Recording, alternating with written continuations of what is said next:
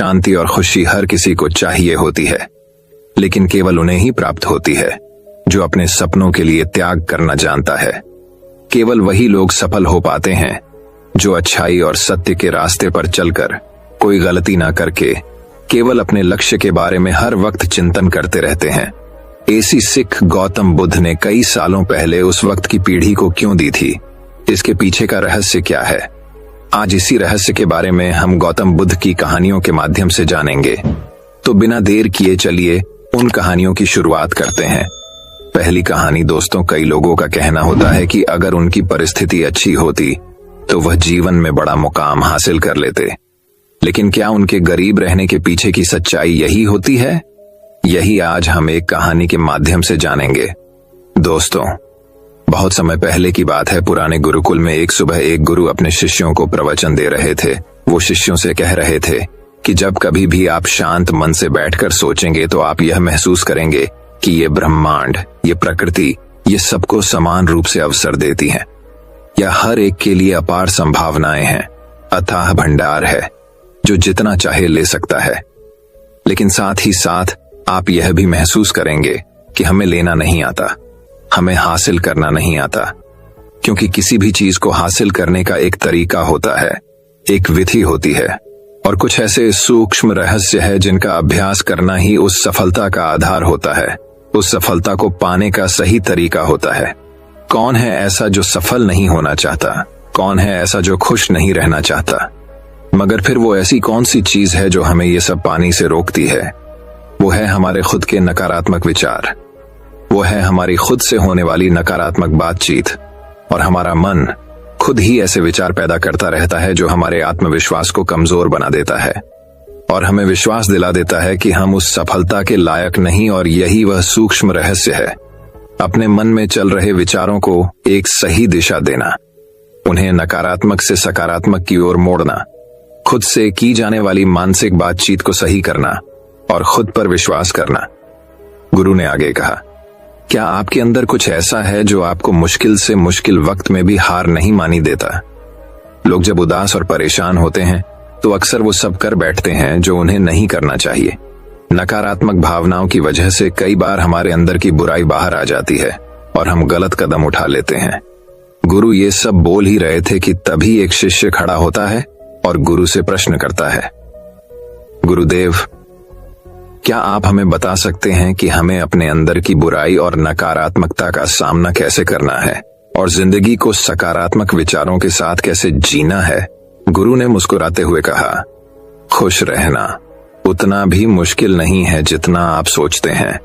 बस हमें हर सुबह और शाम अपने विचारों को सही दिशा देना है। हर नया सवेरा एक उम्मीद लेकर आता है, क्योंकि हर नए दिन के साथ नए सपने, नई उम्मीदें और नए मौके मिलते हैं। इसीलिए अपनी हर दिन का दिल से स्वागत करो। कौन जाने कल क्या होगा, क्योंकि आने वाला समय तो किसी ने नहीं देखा है ना। अक्सर हम सभी सोचते हैं कि हमारे सामने एक लंबी जिंदगी पड़ी है। ये बात सच है, लेकिन यह भी एक सच है कि जिंदगी का कोई भरोसा नहीं, कब क्या हो जाए कहना बड़ा मुश्किल है। इसीलिए हर दिन को अपना एक नया जन्म समझकर जीना शुरू करो, क्योंकि इस सोच के साथ जीवन जीने से आप कभी दोबारा उदास महसूस नहीं करेंगे, बल्कि आप खुद से और अपने करीबी लोगों से और भी ज्यादा प्रेम करने लगेंगे। और फिर जो भी करेंगे पूरे जोश और उत्साह के साथ करेंगे। आपका हर दिन हंसी और खुशी के साथ बीतेगा। गुरु ने आगे कहा, अगर आप सफलता चाहते हैं तो आपको कुछ समझौते भी करने पड़ेंगे। जीवन का यही नियम है, अपनी आराम की स्थिति में रहते हुए आप कभी कुछ बड़ा हासिल नहीं कर सकते। जीवन में बदलाव लाकर ही आप उसे एक नई दिशा दे सकते हैं। इसीलिए हर बदलाव का खुले मन से, खुले दिल से स्वागत करो। जो लोग समय के साथ बदलना सीख जाते हैं, सफलता भी उन्हीं को मिलती है। अगर आपको लगता है कि आपकी जिंदगी में बहुत मुश्किलें हैं और आप परेशान हो चुके हैं, तो आपको मुश्किलों का सामना करने के प्रति अपने नजरिए को बदलना होगा, अपने सोचने के तरीके को भी बदलना होगा। चाहे कोई सा भी बदलाव आए और वहीं कितना ही मुश्किल क्यों ना लगे, आप बस उसका सामना कीजिए। आपको शायद नहीं पता, पर आप अपनी सोच से कहीं ज्यादा मजबूत है, और आपकी जिंदगी में जितनी मुश्किलें आएंगी आप उतने ही मजबूत होते चले जाएंगे, क्योंकि हर मुश्किल एक नया अनुभव, एक नया सबक देकर जाती है। और फिर आपको सफल होने से कोई नहीं रोक पाएगा और आपकी जिंदगी खुशियों और कामयाबियों से भर जाएगी। बुरे काम करके ये मत सोचो कि अब आपके साथ कुछ अच्छा होगा। अगर जिंदगी में सब कुछ अच्छा चाहिए तो फिर अच्छा ही सोचना होगा और अच्छा ही करना होगा, तभी आप पर इस ब्रह्मांड की मेहरबानी होगी। इसीलिए अपनी सोच और अपने कर्म पर सही नियंत्रण रखो। हम दुनिया को किस नजर से देखते हैं, यह काफी हद तक हमारी अपनी सोच पर निर्भर करता है। एक नकारात्मक मानसिकता वाले व्यक्ति को दुनिया में सिर्फ बुरा ही बुरा दिखता है, जबकि सकारात्मक सोच हमें जीवन के उन चीजों की अहमियत करवाती है जो अभी हमारे पास है और उस ब्रह्मांडीय शक्ति की कृपा से हमें मिली है। गुरु ने आगे कहा, अपने मन को शांत रखना सीखो। दिन भर की भाग दौड़ के बीच खुद को शांत रखने का कोई तो तरीका सीखो। एक शांत मन के साथ हमें अपने अंतरात्मा में झांकने का मौका मिलता है और हम खुद से ही सवाल जवाब करते हैं, जैसे कि मैं कौन हूँ, मेरे जीवन का उद्देश्य क्या है, क्या मैं एक अच्छा इंसान हूँ, क्या मैं एक अच्छा पिता या पति हूँ, या क्या मैं एक अच्छा बच्चा हूँ। आप जितनी गहराई से अपने अंदर झांकेंगे उतना ही ज्यादा खुद को जान जाएंगे। आप अपने आसपास की चीजों को समझने लगेंगे, लोगों का स्वभाव और उनको समझने लगेंगे। फिर आप चीजों और लोगों को लेकर बात बात पर परेशान और उदास होना छोड़ देंगे। आपको यह एहसास होने लगेगा कि आपके किसी भी काम का क्या असर पड़ेगा। किसी भी काम से अगर आपको दुख पहुंचे तो उस काम को मत कीजिए और जो चीज खुशी दे उसे जरूर कीजिए। फिर देखिए आपकी जिंदगी में कैसा ठहराव आता है। हमें जिंदगी एक बार ही मिलती है तो क्यों ना इसे भरपूर तरीके से जिए। जो दिल करे वो करो, खुद को बंदरों में मत बांधो, लेकिन हाँ, इस बात का भी ध्यान रखो कि वो मनमानी ना हो, बुद्धिमानी हो और आपके भीतर की आवाज हो। इसीलिए कुछ भी करने से पहले अपनी अंतरात्मा की आवाज सुनो। आपके दिल की चाहत कुछ भी हो सकती है, जैसे कोई नया व्यापार शुरू करना, किसी नए शहर में जाकर अपनी किस्मत आजमाना या फिर कुछ महत्वपूर्ण हासिल करना। जो भी आपके दिल में है उसे पाने के लिए कम से कम एक बार अपना संपूर्ण प्रयास जरूर करो। ये मत सोचो कि इसका परिणाम क्या होगा, जो मन में है बस उसे कर डालो। अक्सर हम उधेड़बन में फंस जाते हैं क्योंकि हमारा दिल कुछ कहता है और दिमाग कुछ और, लेकिन प्रयास करने पर ज्यादा से ज्यादा आपके साथ क्या हो सकता है, यही ना कि आपको सफलता नहीं मिलेगी। गुरु ने आगे कहा, लेकिन कम से कम आपको इस बात का पछतावा तो नहीं रहेगा कि आपने कोशिश नहीं की। कुछ ना करने से तो बेहतर है कि हम उस काम को करके उसमें असफल हो जाएं। गुरु ने आगे कहा, आपकी अंतरात्मा आपकी भलाई चाहती है। इसकी आवाज को कभी भी नजरअंदाज मत करो, क्योंकि अंदर से आने वाली आवाज ही हमें सफलता के रास्ते पर ले जाती है। जब भी आप कुछ गलत सोचते हैं या करते हैं तो सबसे पहले अंदर की आवाजें ही आपको टोकती हैं, गलत करने से रोकती है। कभी सोचा है ऐसा क्यों? क्योंकि ये हमेशा हमारा भला चाहती है। यही तो ऊपर वाले का दिया हुआ सबसे अनमोल उपहार है हमारे पास, जिसे हम समझ या बुद्धिमत्ता कहते हैं। अगर जिंदगी की खूबसूरती को समझना है तो अपने अंदर झांक कर देखो। ये देखो कि तुम्हारे पास क्या क्या है और तुमने अपने जीवन में कितना कुछ हासिल किया है। जिंदगी की सुंदरता को आप केवल तभी महसूस कर पाएंगे जब आप धन्यवाद के भाव से भरे रहेंगे, बजाय यह सोचकर दुखी होने के कि हमारे पास क्या नहीं है। यह सोचकर खुश रहो कि हमारे पास कितना कुछ है और इसी संतोष की भावना और शांत मन के साथ अपना प्रयास जारी रखो। इतना कहने के बाद गुरु कुछ देर के लिए मौन रहे और फिर कहना शुरू किया, क्या आप जानते हैं शब्द तलवार से ज्यादा ताकतवर होते हैं, इसीलिए शब्दों का उपयोग सोच समझकर करना होता है। ऐसी बात करने से बचो जो किसी दूसरे को बुरी लगे। साफ और स्पष्ट राय रखना अच्छी बात है, लेकिन किसी को ऐसी बात मत बोलो जो उसे अंदर तक चुभ जाए। सच भी तो सभ्यता के साथ कहा जा सकता है ना। अगर आप क्रोध में हैं तब भी किसी को उल्टा सीधा कहने से बचो, कहीं ऐसा ना हो कि आपको बाद में पछताना पड़े। बात करते समय अपनी आवाज में नमी रखो। जहां तक हो सके साफ बात कहो, लेकिन प्रेम से कहो। एक अच्छा इंसान बनने के लिए आपको सिर्फ इतना ही करना है। हाँ, लेकिन इन आदतों को अपने स्वभाव का हिस्सा बनाने में समय लगता है, क्योंकि इनका अभ्यास करना पड़ता है। खुद से पूछिए कि क्या आप एक अच्छे इंसान हैं और आपको क्यों लगता है कि आप अच्छे हैं। आपके अंदर ऐसी कौन सी खास बात है? आप दूसरों से किस तरह से पेश आते हैं?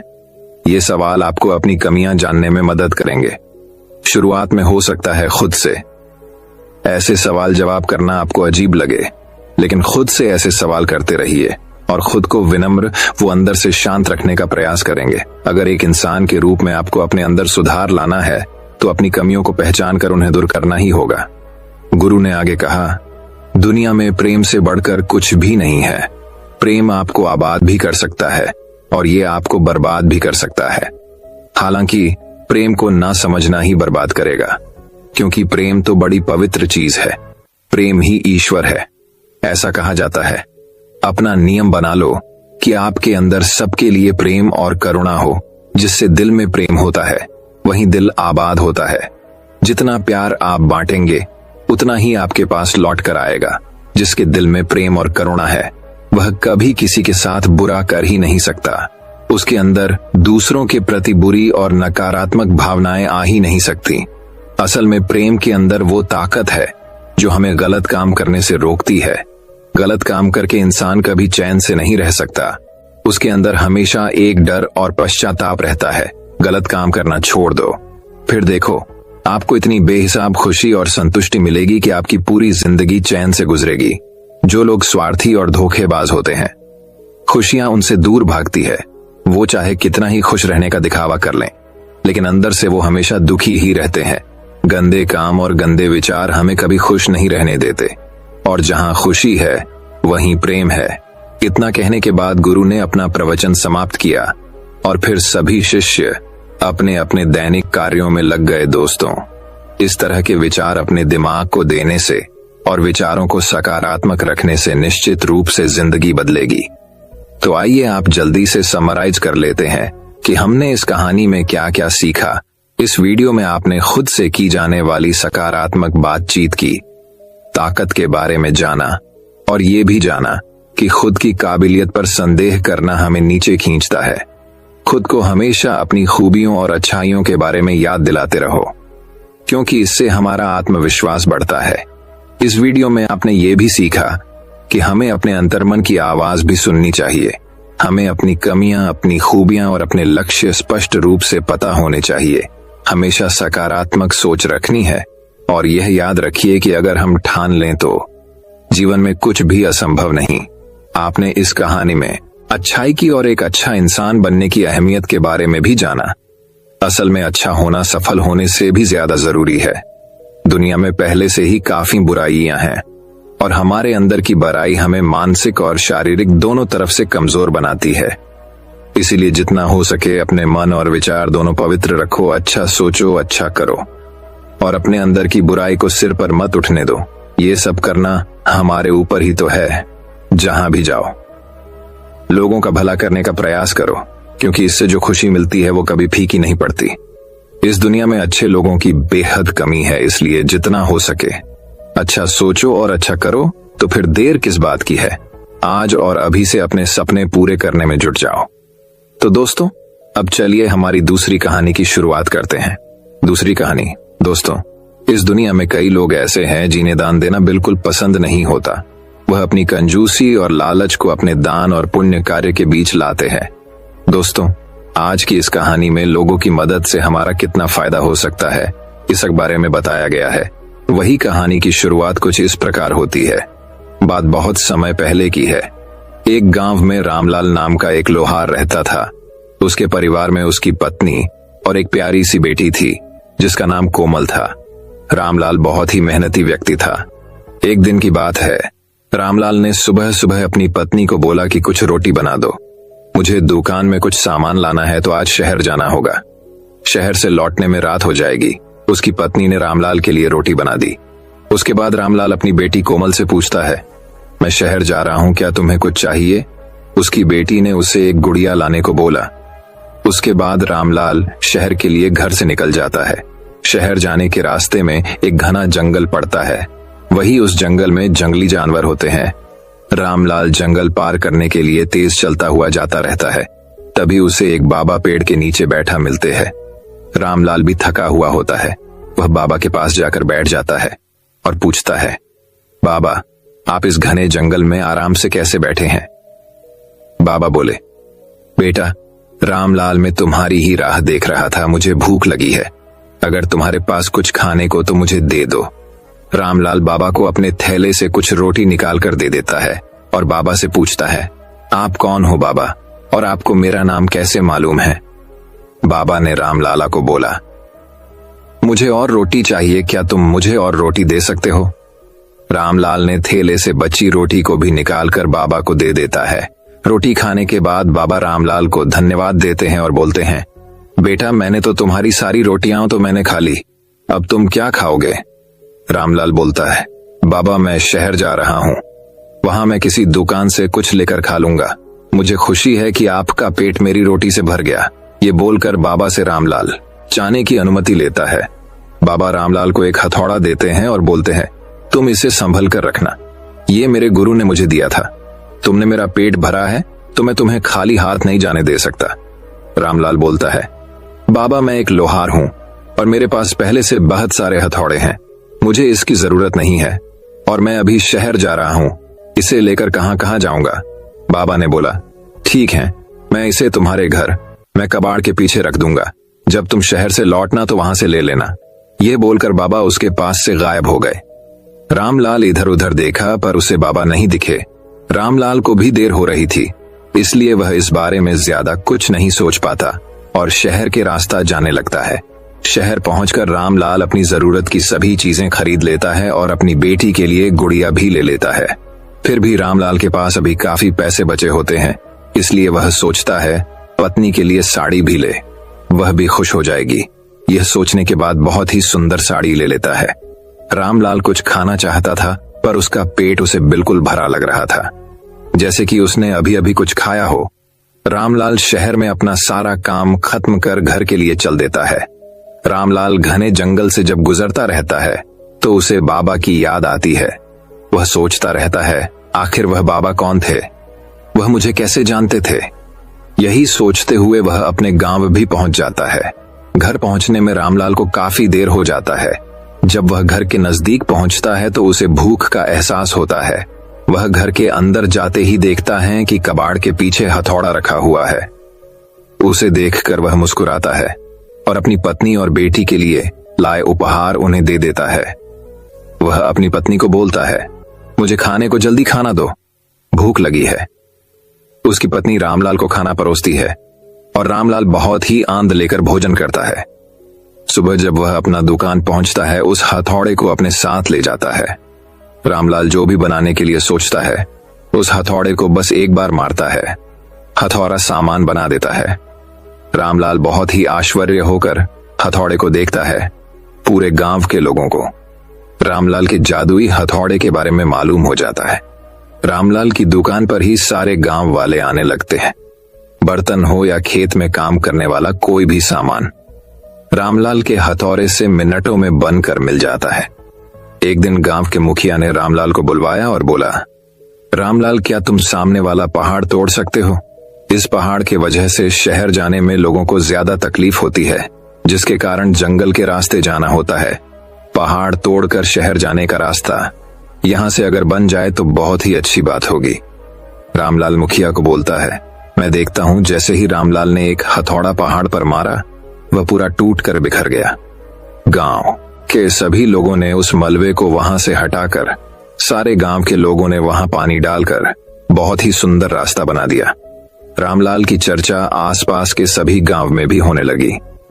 एक दिन रामलाल ने सोचा, इस हथौड़े से मेरा क्या फायदा है, इससे तो लोगों को फायदा होता है, उनकी चीजें झटपट बनकर उन्हें मिल जाती है।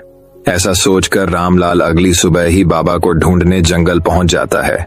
उसे वह बाबा उसी पेड़ के नीचे बैठे मिलते हैं। रामलाल बाबा को देखते ही जो वह सोच रहा था उसे क्या फायदा, उस हथौड़े से ऐसा बाबा को बोलता है। बाबा उस पर हंसने लगे और बोले, तुम इस हथौड़े से बहुत कुछ कर सकते हो, अपनी बुद्धि लगाओ। रामलाल अपनी दुकान में जाता है और बाजार में मिलने वाले सारे बर्तन और खेत में काम आने वाले सामान औजार, उसके पास जितना भी लोहा था, उन सब का कुछ न कुछ बना दिया। जिसके बाद वह नया दुकान खोलकर बैठ जाता है। बाजार से कम पैसे में चीजें बेचने लगता है। धीरे धीरे वह शहर में भी एक बहुत बड़ी दुकान खोल लेता है और बहुत ही धनी आदमी बन जाता है। रामलाल ने अपनी बुद्धि लगाई पर बाबा के कहने पर दोस्तों ये कहानी हमें ये शिक्षा प्रदान करती है कि अगर हम किसी की मदद पूरे दिल से करें तब आपको भी उसका कोई न कोई फल जरूर मिलता है। मन में लोगों के प्रति अच्छा भाव रख हमें लोगों की और अपना मदद का हाथ उठाना चाहिए। अगर हमारे पास देने को बहुत हो तो मदद करने में हमें कंजूसी नहीं करनी चाहिए। जो लोग कंजूसी न कर लोगों की सेवा करते हैं ऐसे व्यक्ति को ही ईश्वर बहुत सारी चीजें प्रदान करते हैं। तो दोस्तों अब चलिए हमारी तीसरी कहानी की शुरुआत करते हैं। तीसरी कहानी वही दोस्तों। दूसरी कहानी हमें जीवन में खुशी और सुख कैसे मिलेगा इस पर आधारित है। उस कहानी की शुरुआत कुछ इस प्रकार शुरू होती है।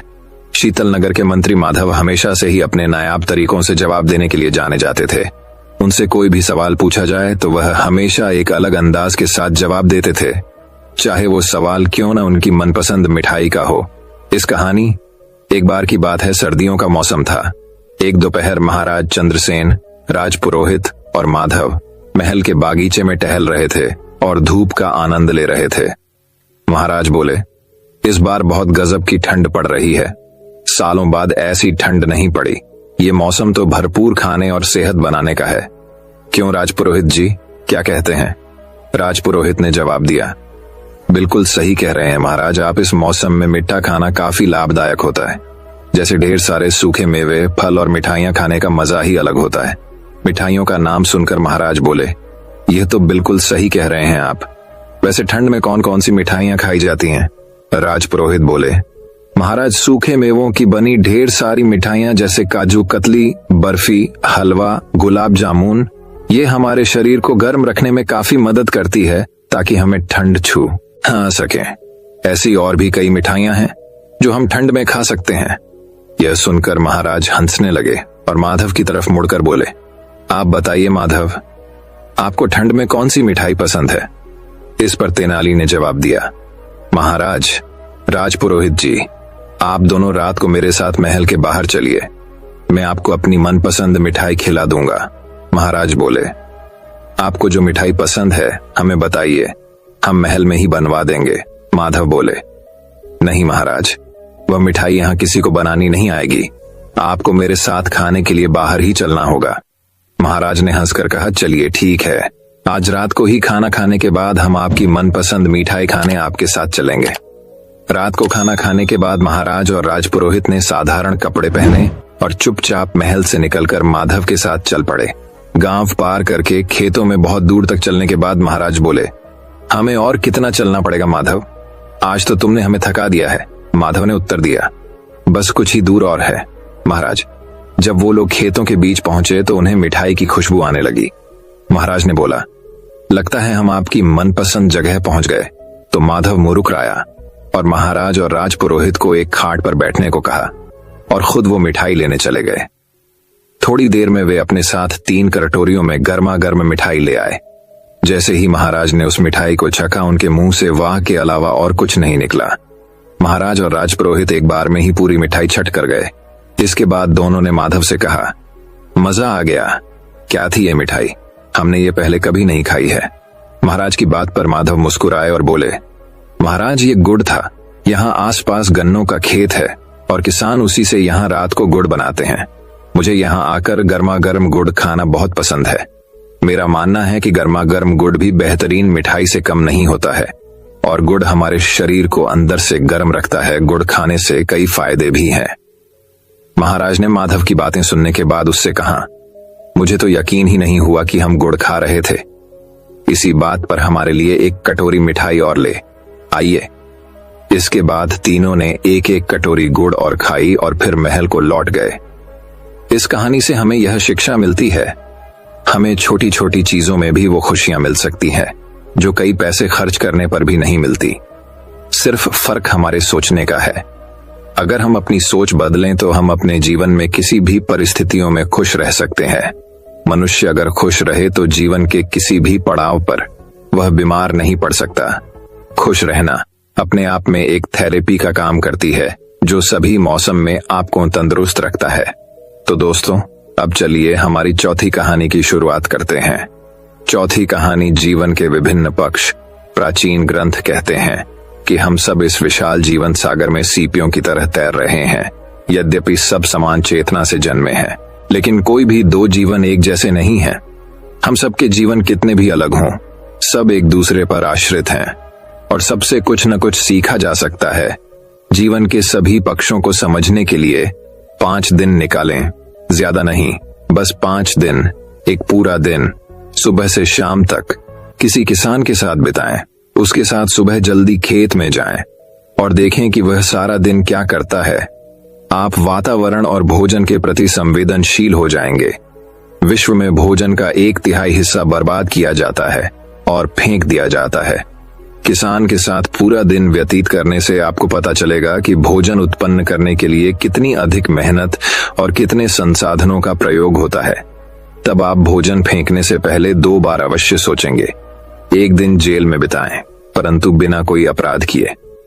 आपको अनुभव होगा कि जिन लोगों के ऊपर अपराधी का तमगा लगाकर जेल में डाल दिया गया है, वे परिस्थितिवश या अज्ञानतावश वहां पहुंचे हैं। जब क्रोध व्यक्ति को जकड़ लेता है तो उसका अपने पर कोई नियंत्रण नहीं रहता। यदि आप सबसे खतरनाक अपराधी से मिलोगे तो वह भी यही कहेगा, मैंने ऐसा नहीं किया, मुझे कुछ हो गया था और मुझसे यह हो गया। यह स्पष्ट हो जाएगा कि प्रत्येक अपराधी के भीतर एक पीड़ित होता है जो सहायता की पुकार कर रहा है। आपके हृदय में करुणा जाग जाएगी। यदि आपके दिल में किसी के लिए घृणा है तो वह भी समाप्त हो जाएगी। तीसरे दिन एक विद्यालय के अध्यापक बन जाए, तब आपको पता चलेगा कि गुरु की आवश्यकता क्या है। जीवन में आप जहां कहीं भी होते हो, वहां बहुत से लोगों की आप सहायता कर सकते हैं और मार्गदर्शन कर सकते हैं। यह भीतर गहराई से संतोष प्रदान करता है। ऐसा नहीं है कि जिनके लंबे बाल और दाढ़ी हो वही गुरु हो सकते हैं। हर कोई कम से कम कुछ लोगों के लिए तो गुरु हो ही सकता है। आपको अध्यापक बनने के लिए किसी विशेष कौशल की आवश्यकता नहीं है, इसके लिए बस करुणा की आवश्यकता है। अध्यापक होने के नाते आप लोगों में करुणा का संचार कर सकते हैं। मुझे कुछ नहीं चाहिए, बस मेरे छात्र उन्नति करें। ऐसा निस्वार्थ प्रेम आपके जीवन में आ जाएगा। चौथा दिन किसी मानसिक चिकित्सा संस्थान में बिताएं। पागल खाने में आपको कोई भी कुछ कहे, आपको कोई भी नाम लेकर बुलाए, आप इसका बुरा नहीं मानोगे। एक दिन जब आप ऐसी जगह पर व्यतीत करोगे जहां आपको कोई भी कुछ भी कहे, तब आपके अंदर यह हिम्मत आ जाएगी कि आप बिना उत्तेजित हुए किसी भी प्रकार की आलोचना सह लेंगे। न केवल बिना उत्तेजित हुए किसी भी प्रकार की आलोचना सह लेंगे, बल्कि जो लोग आपकी आलोचना कर रहे हैं उनके प्रति आपके मन में सहानुभूति भर जाएगी। हम छोटी छोटी बातों पर उत्तेजित हो जाते हैं। वह मेरे बारे में क्या सोचेगा, हम यह सब सोचकर हिल जाते हैं और एकदम अपनी प्रतिक्रिया दे बैठते हैं। आपके अंदर आलोचना करने और आलोचना सहने दोनों की शक्ति होनी चाहिए। यदि हम अपने बच्चों को यह सिखाएंगे, तब वह समाज के मजबूत व स्थिर सदस्य बन पाएंगे। एक दिन किसी कब्रिस्तान या श्मशान में बिताएं। आपको इस जीवन के अस्थायित्व का बहुत निकट से और बहुत गहरा अनुभव होगा। आपकी जो भी शिकायतें हैं सब समाप्त हो जाएंगी। यह अनुभव कि मृत्यु किसी भी समय आ सकती है आपके जीवन का परिप्रेक्ष्य हमेशा के लिए बदल देगा। केवल औपचारिक शिक्षा ही काफी नहीं है, पूर्ण शिक्षा के लिए जीवन के विभिन्न पक्षों को जानना आवश्यक है। जब हम जीवन के विभिन्न पक्षों को गौर से देखते हैं तो यह हमें केंद्रित और स्वयं स्थिर बना देता है। तो दोस्तों, अब चलिए हमारी 5वीं कहानी की शुरुआत करते हैं। 5वीं कहानी, शांति। सर्वोच्च उपचार। भारतीय लोकाचार में शांति के 3 स्तर माने गए हैं। पहली शांति है आंतरिक मन की, दूसरी शांति है हमारे निकटस्थ वातावरण, हमारे परिवार, मित्रों और समुदाय में, तीसरी शांति है दुनिया में, राष्ट्रों के बीच। आंतरिक शांति समुदायों और परिवारों में शांति की नींव होती है। मानवता की भलाई के कार्य करने के लिए आवश्यक साहस और आत्मविश्वास के लिए मन की शांति आवश्यक है। जैसे जैसे मानवता कोविड-19 महामारी के आघात से जूझ रही है, वैसे वैसे वे लोग भी अपने जीवन में शांति की तलाश करने लगे हैं, जो सामान्य रूप से शांति की परवाह नहीं करते। अफगानिस्तान, इथियोपिया, दक्षिण सूडान, सीरिया, यमन और दुनिया के अन्य हिस्सों में मानवीय संकट ने आज मानवता के सामने आने वाली बहुआयामी चुनौतियों की जटिलता को और बढ़ा दिया है। अज्ञानता, चरमपंथी विचारधाराओं और गलत सूचनाओं के अभिशाप का मुकाबला करना समय की मांग है। यह विषाक्त मेल मानव सभ्यता की नींव पर ही संकट बनकर मंडरा रहा है। आंतरिक शांति के बिना वैश्विक शांति सतत विकास और सामाजिक एकीकरण जैसे बाहरी लक्ष्य मृग तृष्णा बने रहेंगे। शांति कोई ऐसी वस्तु नहीं है जिसे बाजार में खरीदा जा सके। इसका हम में से प्रत्येक ने भीतर पालन पोषण करना होगा। आंतरिक शांति पाने में मुख्य बाधा मन में तनाव है। आज युवा और बुजुर्ग समान रूप से अभूतपूर्व पैमाने पर तनाव, अकेलापन और चिंता का अनुभव कर रहे हैं। अवसाद और मानसिक स्वास्थ्य एक वैश्विक चिंता बन गए हैं, दुर्भाग्य से न तो घर पर और न ही विद्यालय में।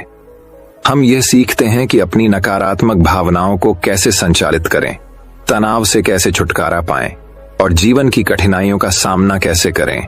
तनाव और आक्रामकता का आपस में सीधा संबंध है। वे दोनों एक दूसरे का पोषण करते हैं और इस प्रकार हिंसा का एक चक्र बनाते हैं। वहीं दूसरी ओर आंतरिक शांति हमें शक्ति देती है, जो रचनात्मक मानसिकता के साथ चुनौतियों का सामना करने में सहायक होती है। विश्व शांति केवल उच्च स्तरीय नीतियों को लागू करने से नहीं आ सकती है। शांतिपूर्ण विश्व का निर्माण तो शांतिपूर्ण व्यक्ति ही कर सकते हैं। आंतरिक शांति वाला व्यक्ति अपने संपर्क में आने वालों पर सकारात्मक प्रभाव डालने में सक्षम होता है और इस प्रकार समाज में शांति स्थापित करता है। एक व्याकुल मन समाधान नहीं खोज सकता। यह अपने ही भार में झुक जाता है और समस्या को और जटिल बना देता है। इस कठिन समय में आंतरिक शांति पहले से कहीं अधिक महत्वपूर्ण हो गई है। हमें अपनी समस्याओं को चुनौतियों के रूप में देखने और उन्हें अवसरों में बदलने की ऊर्जा और ज्ञान होना चाहिए। शायद यह प्रतिरोध क्षमता और ज्ञान ही है जिसने जीवन को विकसित किया और उसे पृथ्वी पर सबसे कठिन परिस्थितियों पर विजय प्राप्त करने में सक्षम बनाया है। दुनिया भर की संस्कृति ऐसे लोगों के उदाहरणों से भरी पड़ी है जिन्होंने समाज के भलाई के लिए संकट को अवसरों में बदल दिया। अब जबकि मानवता पुनः परिवर्तन और रूपांतरण के चौराहे पर है, हमें प्रत्येक व्यक्ति के भीतर शांति का आह्वान करने की आवश्यकता है, जो हमें वर्तमान संकट को साहस, आत्मविश्वास और करुणा के साथ पार करने में सहायक होगी। आंतरिक शांति ही वह आधार है जिस पर हम दुनिया में सुधार और राहत के लिए आवश्यक शक्ति और प्रतिबद्धता को पा सकते हैं। दोस्तों, मैं उम्मीद करता हूं कि यह कहानी सुनने से आपके जीवन में अच्छे बदलाव आए होंगे। आपको इस वीडियो से क्या सीखने मिला, ये कमेंट